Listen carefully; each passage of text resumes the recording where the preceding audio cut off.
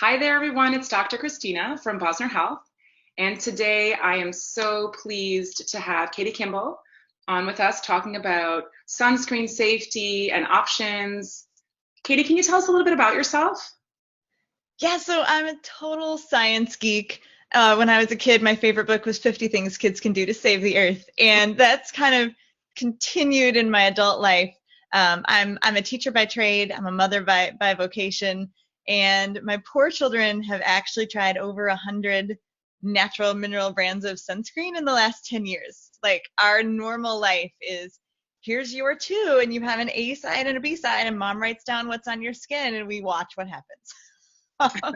Wow, 100 sunscreens is like above and beyond and extreme. But tell me why you tested so many. Why 100 or why that many? I started out in 2010, and back then, EWG, the Environmental Working Group, had about 40 that they ranked as safe. And now they have hundreds, which is awesome. Like so many new brands have come online and have started formulating with the minerals instead of the chemicals. So I can't keep up with all of them. But that first year, I was like, oh, what if I could test all of these? Because 40 seemed doable, that'd be so cool. And I think I got 28 that year, which was still a pretty big number, and just kind of wrote up like what I was seeing online was that people would review sunscreens and they would just say, here are the ingredients and here's like what it smells. They hadn't actually touched them. They hadn't put them on real people, and they couldn't speak to whether they like went on nicely or worked or whatever. They were just sort of looking at the ingredients and saying, these are safe, therefore they're wonderful. And that first year, it was my experience that some of them went on like whiteout, and some of them went on like paint drying, and some of them were amazing. So I thought like the world really needs like a body in the field, like somebody to test these out and give honest reviews on how they actually work. So I was never shooting for 100. It just kept building summer after summer. And now, I mean, honestly, I think we're at like 120 now, which is crazy, but over 100 sounds good. How many kids do you have? We have four kids. Right now, they're 5, 8, 11, and 14. So the 14-year-old, when I was a young mom of a toddler, I can still remember every day in the summer, we'd get up, we'd put clothes on, and we'd put sunscreen on. The normal like copper tone stuff that it just kills me now because I know what I was doing to his little body and all those toxins. But we did baby signs, and he would every day he would go, sunscreen, hat, outside. Outside is like turning a doorknob. And he would just like incessantly like sunscreen, hat, outside. So I was like the good mom. I was putting keeping him safe from the sun, every day. And it wasn't too long after that I did more research and realized, oh my goodness, that was a terrible idea.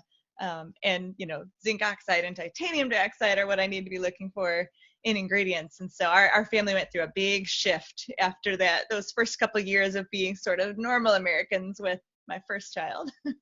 Yeah, no, and it's interesting. I have three kids as well, 7, 9, and 11, and they're all different shades. So like my daughter is like a Sicilian, so her body and the sun go very nicely together.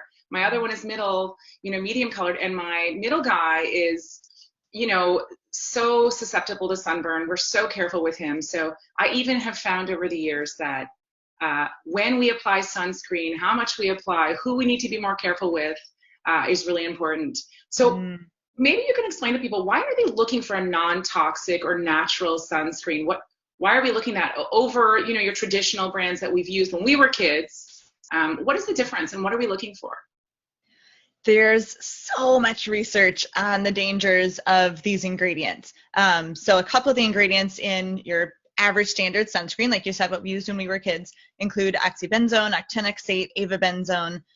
All these, I mean, they sound like chemicals. And one of the big pitfalls is that many of them, especially oxybenzone, are estrogen mimicking, right? So in the body, they are hitting our estrogen receptors as if they are estrogen, and that's for boys and girls.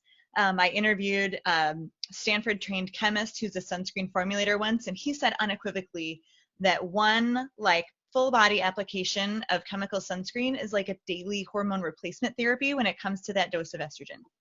That's insane. I've So seen. if you only need one reason, like for me, that's it. We've got enough estrogen mimicking chemicals floating around in our environment that we cannot contribute to putting it directly on our children's skin. That's huge.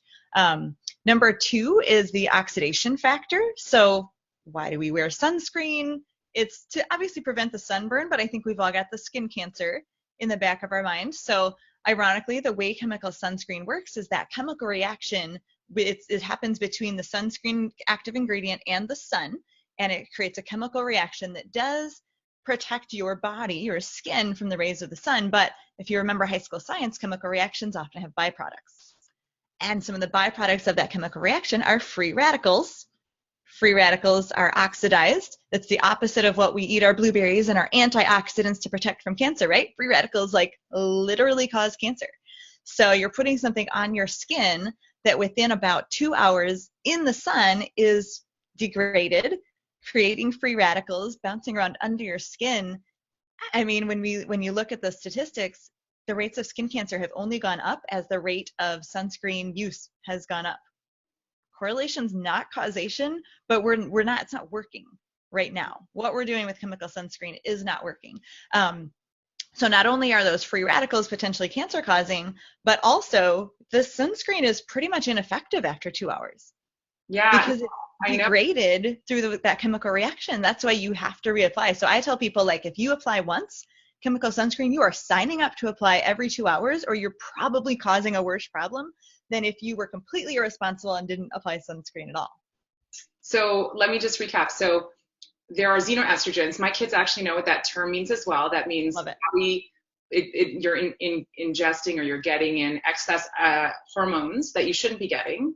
And those are inflammatory. Excess estrogen in the body, it from the outside or from the inside, is inflammatory. And the antioxidant, the oxidation, is also inflammatory. So we're really creating a little more inflammation in our bodies when we're putting these chemical sunscreens on. Mm-hmm. And so what should people look for? You know, first of all, I just want to say our bodies are resilient. Our kids' bodies are resilient first. So for all of you that are listening to this, you know, oh my God, that's what I do with my kids. I put sunscreen on. You know, we are resilient, and we can take steps today to do a better job tomorrow, because we're always learning. Things are always shifting and changing. But knowing the facts, I think, is really important for parents. So what should we look for in a non-toxic sunscreen? This is the best, because with so many like natural health or nutrition changes, it's difficult. And this one is so simple, because you don't really have to change your routine. You just have to change what you buy. All you need to do is look at the active ingredients. If it says zinc oxide, get it. You're good to go. Titanium dioxide is the other natural mineral ingredient or active ingredient. And it's good too. So zinc oxide, titanium dioxide. Titanium dioxide has, you know, it is a heavy metal. There's some potential that it's not quite as safe. Zinc oxide is fully broad spectrum, UVA and UVB protective all by itself. It's the only FDA approved sunscreen ingredient that can boast that. And it's so safe, it's actually rated for kids under 6 months. It's what's in like Desitin. It's what's in your diaper cream. Just, you know, a little bit lower quantities in the sunscreen, so we don't look like we're slathering diaper cream on ourselves. But if that's all you've got, it would work. Because what we definitely want to do is avoid those chemical ingredients. That's number one. I have incredibly high standards. Again, after reviewing over 100, we only have about 10 to 12 that I recommend. And that's because even if something has those perfect active ingredients and it works great and it goes on okay, if it's got any sort of fishy other ingredients, I'm like, like why would I buy that if I have 10 others that are like primo perfect? So I do look at other ingredients. I like to see some antioxidants in the formula, just because even when, you know, nothing is perfect protection, right, from the rays of the sun, something's always getting in. So it's great to have antioxidants just to give your skin a little boost as your skin is getting a little bit of sunshine. And then beyond that, it's just like any other cosmetic. You want to watch for parabens and put it back if you see those. Those, again, are estrogenic compounds. I don't recommend sprays. There are some zinc oxide sprays. However, zinc in the air creates an inhalation danger. It's fine on your skin. You really don't want it in your lungs. So the sprays are not a great idea.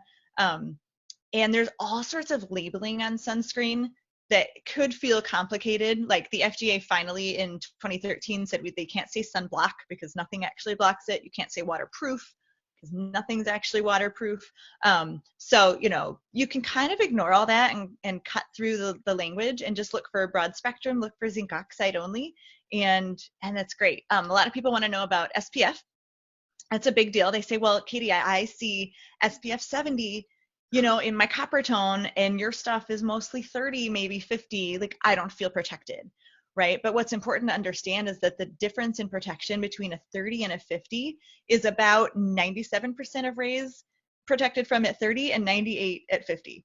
So even though it like sounds like it's vastly more protective, it's not. The math doesn't work out kind of the way we think. And the FDA is actually talking about, which could take 20 years for them to do anything official, but they're talking about having a rule or restriction that there can't be SPFs over 50 because they're so, they trick people's minds. So studies have shown that the higher SPF people are using, the longer they'll stay in the sun because they feel safer.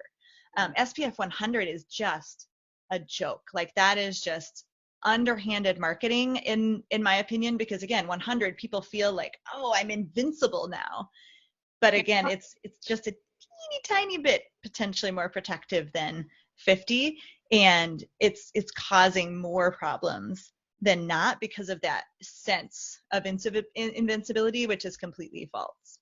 And if people are listening correctly, it's possible, and maybe you can clear this up for me, that there's more chemicals the higher SPF you get in your traditional sunscreen, chemical sunscreens. And what I have noticed in my community and my patients is that they put the sunscreen on in the morning and that's it. They're like, my kid is protected because they put it on. And that's not the case, as you're stating here. So that's a really important fact. Getting a higher sunscreen, thinking you can milk your way out of not struggling with your kid, because I know my kids struggle with it. That is actually a false sense of security. Mm-hmm. It is. And, if you want to put sunscreen on once, as long as your kids don't go in the sun, it's fine. It will continue to last. But as soon as they're in the sun for 2 hours, it's toast. Yeah. It's not working anymore. Yeah. So there's another risk with the high SPF that I want to talk about, and that's that difference between UVA and UVB. So we'll get a little science geek here. UVB rays, you can think B is the burning rays of the sun, and that's what's involved in the FDA regulations for SPF. It's only the protection from UVB. However, the UVA rays, usually people think A is that aging, causing wrinkles. They both impact various skin cancers, but your bottle is only promising to protect you from UVB when you're looking at the SPF number. Now, the FDA has mandated that everything needs to be broad spectrum now, thank goodness. That's only since about 2013 though. So before then, we were getting a lot of protection from burning, but not a lot of protection from the aging and cancer-causing rays of the sun, which is obviously a huge problem. So still though, as the SPF goes up, it doesn't necessarily mean that UVA protection is going up at the same ratio. Okay, there's only one chemical active ingredient that protects from UVA. That's called avobenzone. It's got some problems of its own when it comes to laundry, to be honest. Avobenzone, when you get it on your clothes, you can't see it at first until you wash your laundry with soap, and then your laundry's covered in rust-colored stains. So it's ridiculous. It's completely ridiculous. Zinc oxide is natural mineral from the earth, fully broad spectrum UVA and UVB protection, equally balanced on its own. So like as your zinc oxide protection goes up, you're going to equally balance your UVA and UVB protection without completely wrecking your clothes if you with the avobenzone. So it just there's just this huge cascading effect the more we try to chemicalize and sort of play with the ingredients to make those numbers look higher, because it makes the consumer feel better. It doesn't make the consumer safer though. No, for sure. And so let's go to getting a tan. And what are the benefits, or, what are the things we see? And also, vitamin D status. I mean, the people will often say to me, "Oh, I'm taking my vitamin D drops, so it's fine." But what the research shows is that vitamin D works synergistically with the sun's rays as well if you're taking it, internally. So can you speak to that a little bit? Yes, this would be a good time to remind people that I'm just a mom, a researcher, and a science geek. Don't really have letters after my name. But nonetheless, I mean, we know that we definitely need vitamin D. It's a cofactor in, so many diseases and protection from those diseases.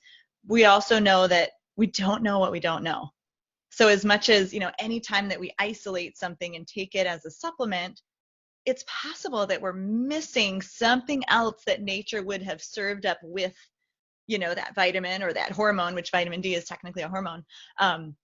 So we do know that vitamin D is best absorbed from the sun. I know you and I'm in Michigan, you're in Toronto. We have a huge deficit of sunshine up here most of the year. People can't get it from the sun. But when you can, the more I read, the more it's changing, right? So when I had that one little toddler, we were told, like, do not go outside between the hours of 10 and 4. And if you do, wear that sunscreen. Yeah. And then things shifted again. I think the best recommendations right now are to try to get about 15 to 20 minutes of sunshine unprotected, as in no sunscreen, right as close to noon as you can.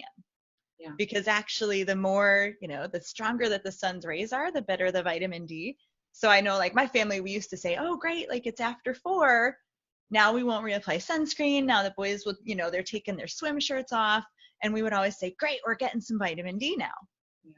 But we possibly weren't because as the sun's rays diminish, the vitamin D diminishes. So I like to say, let the kids run around a little bit first and then put that sunscreen on as much as possible. If you're going to be out all day, get the sunscreen on right away, though, just because you will get some vitamin D no matter what sunscreen protection you're wearing. And it's good for you. As far as tans, that is so controversial. Yeah. I mean, I think we kind of want a little bit of that base tan so that you don't burn, because that's definitely research proven. Like, if you have severe sunburns, even just one as a child, your risk of skin cancer is increased. So we don't want to mess with that. And sometimes, like, getting a little bit of a base tan is the easiest protective factor. What if you forget the sunscreen or whatever? But it's super controversial. That's a tough one. Yeah. So I know what I do with my family, again, because we have 3 different types of skin within my children. We will slowly, as April and May kicks in, as soon as it starts to get sunny, we do try and get outside around lunchtime as well. And then, for the child that is a little bit whiter, a little bit more easy to burn, we put them out for 5 minutes and then 10 minutes without a shirt. And we slowly build that base tan, because then we find by June, and June isn't so late in our season. I mean, we really don't get hot until July or August. Yep. We're able to go into our pool in the backyard, without anything on for a good half hour and not burn, and get the real healing benefits of vitamin D. I mean, the research is exploding in terms of, autoimmune conditions, which are pervasive now amongst children, let alone adults. We have the highest amount of multiple sclerosis here in Canada. And vitamin D is so important for the immune system. So I often will say to my parents in our community, we need a little bit of vitamin D. We were around for hundreds of thousands of years. There are other cultures that are exposed to the sun all the time that don't get skin cancer the same way, because they don't burn, because they're always exposed. So having a little bit of exposure and making that part of, what heals our body, which I think it's a missing factor. I think that if we look at, you can speak to this, the landscape of sunscreens and sun usage and sun exposure in the last 10 years has really dramatically changed. Yeah. And maybe you can speak to what you've been seeing since you've been doing this for the last 10 years. I feel like there's a lot of fear surrounding the sun, and there's a small cadre of people saying we shouldn't use sunscreen at all. If you eat the right foods and get the right sun exposure, you'll never burn. All of my children have, like, my husband's Irish skin, so I don't know that that's possible to, like, never use sunscreen and never burn, unless you could be, like, so religious about it slowly increasing that exposure. But man, if you want to, like, go to the beach or go to Florida for spring break or something, you need some sort of sunscreen. I'm always excited to know that the mineral sunscreen brands are exploding. I think the recent research done by Hereticus Labs and some laws in Hawaii, Palau, Key West, Florida are starting to come out about reef safety. So this is very interesting. Oxybenzone and actinoxate have been proven to be just devastating our coral reefs. And those are two ingredients that are also devastating to human health and safety. So what's good for the coral reefs in this case is good for the humans. And I think it's really bringing a lot of awareness for people. By next year, by 2021, in Hawaii, you will not be able to have sunscreens with those two ingredients, oxybenzone and actinoxate. Now, I just went to Hawaii, and it was so interesting because these mainlanders, these well-meaning mainlanders, had tried to get on Amazon and buy reef-friendly sunscreen. So what's killing me is that the big brands are now, they're creating their reef-friendly sunscreen, and what they did is they just took those two ingredients out and left all the other chemical ingredients in. So the snorkel captain would take a look at their bottle and say, this is not good enough.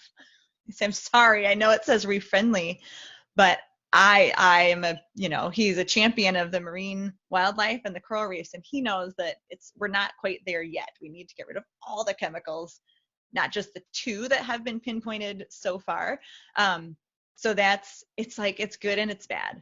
I'm so happy to see this movement toward reef-friendly, reef-safe sunscreen, but it's also terrible for people who just want to look quickly at the front of the bottle. You used to be able to see reef-safe and be like, cool, this is going to be a safe zinc oxide only sunscreen.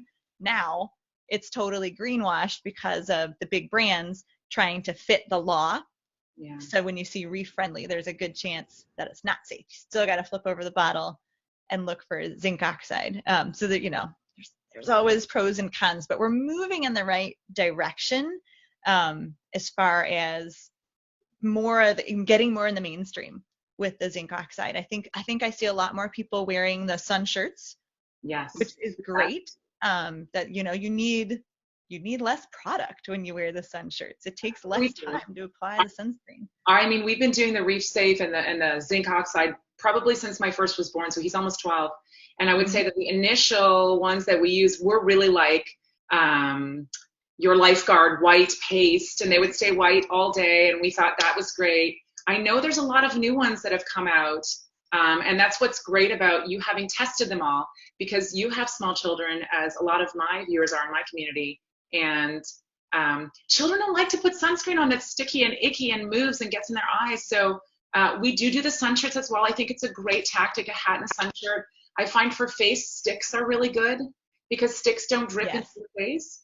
Do you have some top recommendations that you can either share here or a location that we could find those top recommendations? Because I know I want to look and see what you have tested, because that way I don't have to waste my money on testing another 10 on my kids.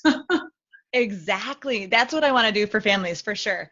You can find like all the research, and we update this every year, plus especially regularly throughout the summer at kitchenstewardship.com/sunscreen. But in general, yes, like let me start with talking about the faces and the fact that kids don't love it. Sticks are so quick. They tend to not run into the eyes, but also, by the way, zinc oxide does not sting the eyes. Yeah. The whole like toddlers screaming and crying because they jump in the pool and their sunscreen runs in the eyes, that's the chemicals. Yep. So zinc oxide sunscreen, no matter whether it's a stick or a lotion, does not have that problem. Total added bonus and silver lining for parents. The sticks are really quick, and there are some that go on really well. My current favorites are Kokua, which is made by someone in Hawaii, which is awesome, and lots of Hawaiian antioxidant ingredients. May Love is a really nice one, not for kids. It's a little pricey, but it's a really nice transition from your chemical sunscreen to your zinc oxide based, just because it goes on so smoothly. So I like May Love for adults. Huge fan of Badger, which is easy to find in your regular big box stores. And I'm trying to think. Oh, and Raw Elements. I love Raw Elements. They've got a tinted one for the face. Which really helps for the adults, because you don't get as much of like the lifeguard nose as you used to. Brands are getting really good at formulating their emulsification and their suspension and everything. But it's still kind of nice to have, especially for ladies. Like I just like to use a tinted sunscreen as my foundation for the day and put a little powder over it. The cool thing about zinc oxide, I don't think I've mentioned yet, is that it does not degrade in the sun.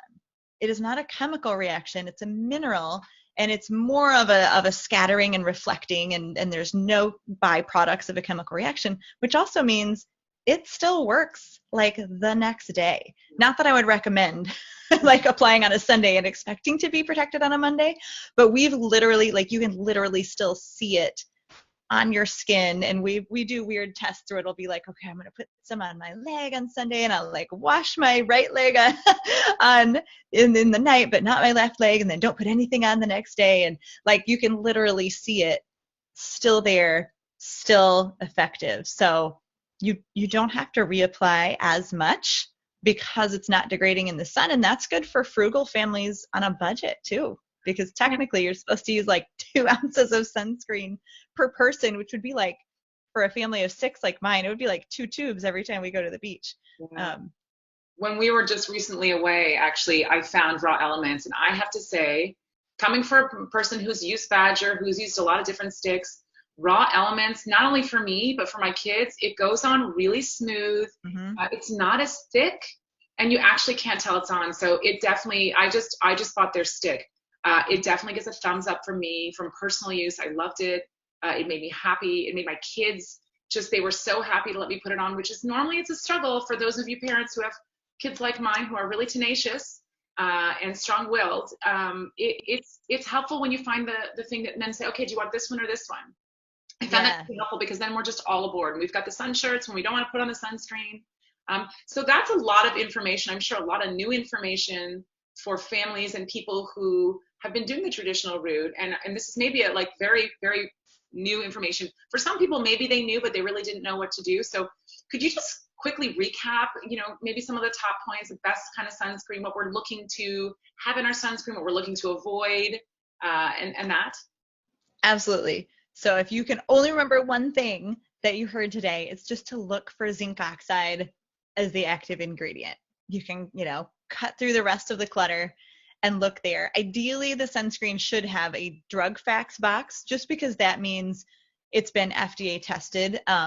There are a lot of great, like, cool mom and pop brands, but the slight risk is that if they haven't gone through the FDA testing, it's possible that like one part of the tube might have an SPF of 30 and the other part of the tube might not remain so consistently mixed in, and it's an SPF of 8.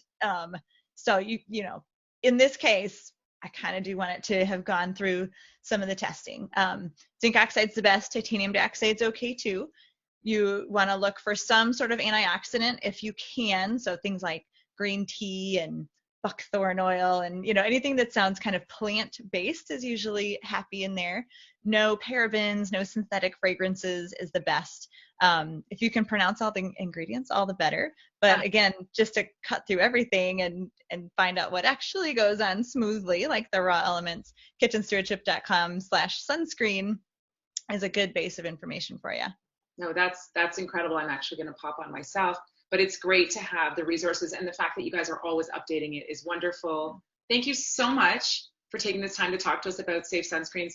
It's a hugely important topic. I think it goes a little under the radar, but I think it's extremely impactful and valuable information for our community. So thank you so much. You are very welcome. Happy to do it.